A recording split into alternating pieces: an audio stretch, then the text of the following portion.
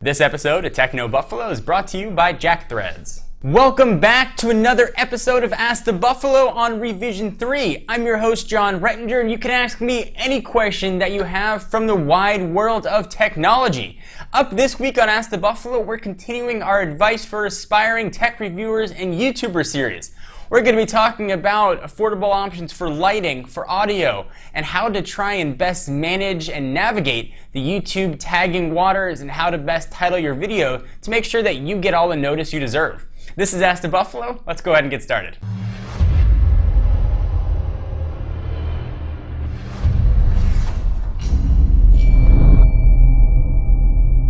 Alright, so let's go ahead and continue our advice for aspiring tech reviewers and YouTube series.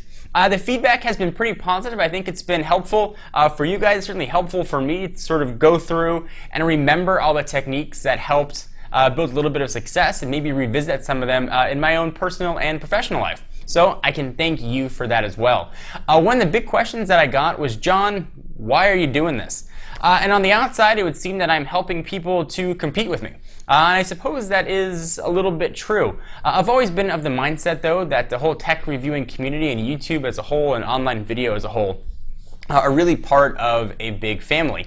Whenever someone achieves success, it just gives more credibility to the whole medium and to everyone that's involved in it. So if you get huge and successful and get millions and millions of subscribers, it's going to make what I do seem more credible. And it's going to make what I do get more attention. So really everybody's best served.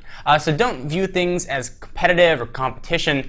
Try and help everyone when you can, and you'll find that you'll be better off for it in the long run. Pay it forward, good karma, and the rest of that business. So we've already talked about how to deal with the haters, how to get through some of that kind of stuff, which can be a bit difficult, how to best tailor your content for making videos that you want to see. So for a lot of folks, using a camera phone or whatever camera you happen to have handy is more than going to suffice. You've got an iPhone handy, go ahead and use that. You've got your Android device, chances are it's got a pretty good camera, go ahead and use that as well. But if you want to go ahead and pick up a more solid camera and you want to sort of take that next step up, let me tell you what I use. I am by no means a camera aficionado. I can name everyone's cell phone and tablets and all the specs and how much they pay just by looking at it. But when it comes to cameras, I don't know aperture from exposure to lens millimeters. I just don't know it. And I've been trying to learn, I've been trying to augment that knowledge, but cameras just are such a foreign thing to me. That's why we have Mike Perlman. So a lot of people go the DSLR route for video, look at things like the Canon T2i, the 60D, and things along those routes, and they shoot incredible looking video. Unfortunately for me though, I don't know how to get incredible looking video out of them. If I spent a long time, hopefully I could learn, as I assume anybody out there could, but DSLRs for me were just a little bit too complicated. If you think it's something that you want to learn or have a bit of an acumen for, then go ahead and check out a DSLR. One thing to keep in mind, this is a little bit of a strange thing. Oftentimes there's a cap on how long a video you can shoot. It's a gigabyte cap, but it usually translates to about 12-ish minutes before it's going to cut you off. And the reason they do that is because of taxes.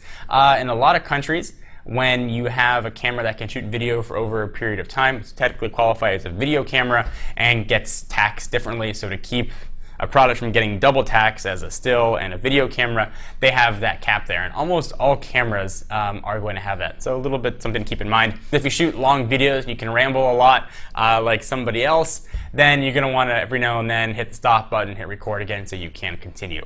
DSLRs are a great way to go. I've had really good luck though with dedicated camcorders, and that's what I shoot the majority of my videos with. Right now I'm using a Canon Vixia HSG10. I believe it was about a $1,200 camera, and the video quality has been absolutely tremendous. What I love about it was that it gave me a bit of manual control. For those of you guys that have seen my videos 8 months ago, before I picked up the Canon, you'll notice that my audio was atrocious. It was absolutely awful. This Canon model has support for external audio options, which has been really, really helpful. What I'm using right now, and you can probably see it right here, I've got a wireless lav mic. It's Audio Technica. It was about $100. I picked it up from Sammy's camera. I went in there and just grabbed it. It's got this wireless receiver. Then it's got a receiver, the 3.5mm jack that sits right on top of the camera. And I've got the lav mic hooked up right here. It's actually why in all the Ask the Buffalo videos I'm wearing something that has a zip down so I can hook up this lavalier mic to it. Makes the audio just sound much better, and it's not a giant price premium. The next thing that you're going to want to worry about, and this is something that's really inexpensive that you can fix very easily, is lighting. How are you going to get the best light? So you can go out, you can buy lighting kits for anywhere from $150 to a couple $1,000s. Some that are going to have LEDs, some that are going to have light bulbs that are going to make you sweat, some that have soft boxes and other kind of boxes. Those are great options and they work, and it's what the professionals use, but you don't necessarily have to have those. You can go ahead and go to Target, Walmart, whatever's near you, and find some pretty decent lamps. You know, some of the lamps with the 3 little prong things come out of it that have 3 bulbs are always going to work pretty nicely. You're going to want something that's going to give you a bit more natural light. Right behind me, I've got a sort of a small light box that's got a bit of reflective material inside. I actually use that same light when I'm filming down to film all of my cell phones or laptop videos. However, the best tool to make your videos look as professional as possible is to master video editing. And the best thing, what we do, is we have a John Quach. John Quach edits every single one of our Ask the Buffalo videos. I film them, Noah films them, and we send John the raw footage, and he does all the magic that you guys see in the final product. He takes me from looking pale and almost see-through to looking like I've got a sort of healthy tan. He gets rid of some of the bags under my eyes. He makes the audio look good. He puts in the B-roll. So if you can't get your own John Quach, and don't take him, because he's ours, and we love him here, but that would be to learn how to master a video editing suite. So the least expensive option would be something like Windows Movie Maker if you're on the PC side. If you're on the Mac, iMovie. And there are a ton of other free options out there that'll let you do some video editing.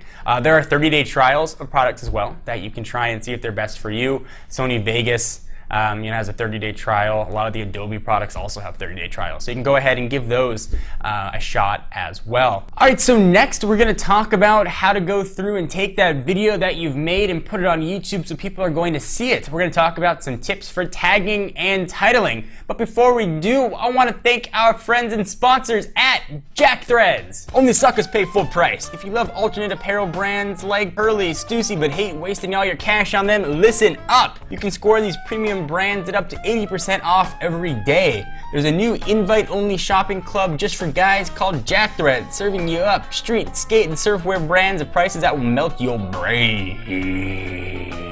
There's a waitlist to join, but if you head on over to jackthreads.com/techno, you'll get instant access to the killer hookups. Go to jackthreads.com/techno, get instant access, and get all your Stussys on. I used to draw the Stussy S when I was in high school. You do the 3 lines and make the S. So go ahead and sign up. That was a story you didn't need to know for JackThreads, and show your support for Techno Buffalo. So jackthreads.com/techno. Now back to the show. All right, so you've got your video. Now you want to upload it. And now you're looking at a screen. You're not sure what to type in. You've gone and you've hit upload.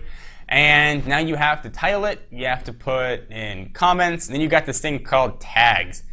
Be as descriptive as you can in your titles. But also know that people aren't going to see a full, long title. So if you're reviewing like the iPhone, don't write review of the iPhone 4S from Apple, 32 gigabyte model done by your name. People aren't going to read that long. Keep it short, keep it simple.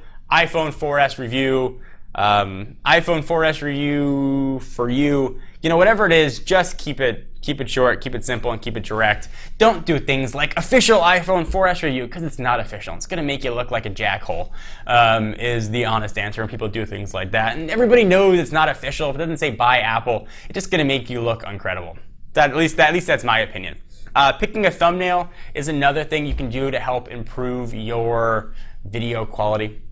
Oftentimes, YouTube is going to pick a random thumbnail for you. Spend some time and stage a picture. If your computer has a webcam, you can stage a picture there. You can edit a picture if you want, using a ton of free editing software. Something like GIMP, for example, works very well. But spend some time figuring out what that image needs to be. If it's an iPhone 4S review, for example, show the phone and write 4S reviews. People can see it. I'd be surprised how many people will click on something just based on that thumbnail. All right, so next let's talk about description.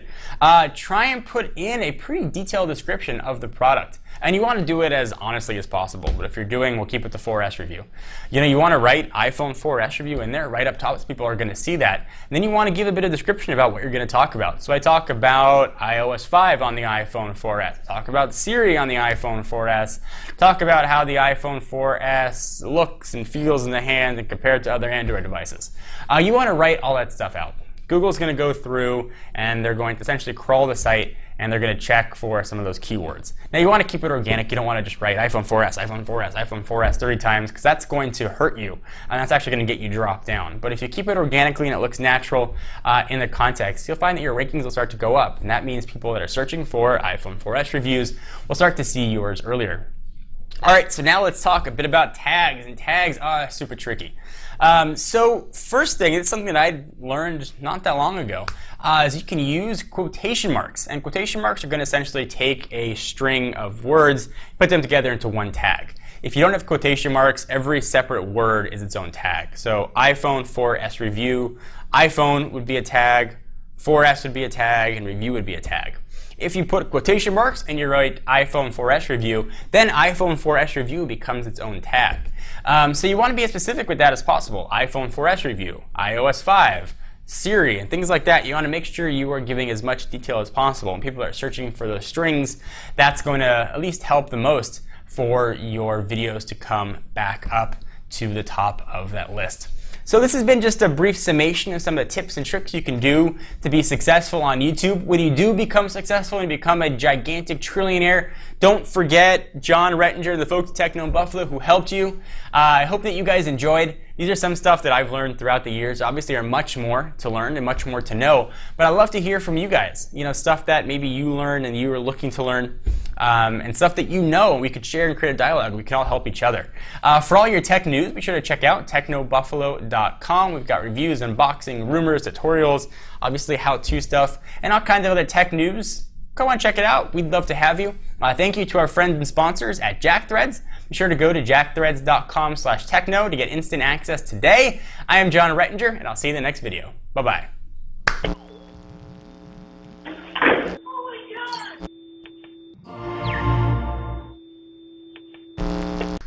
We're done. Ask the Buffalo. Jazz hands.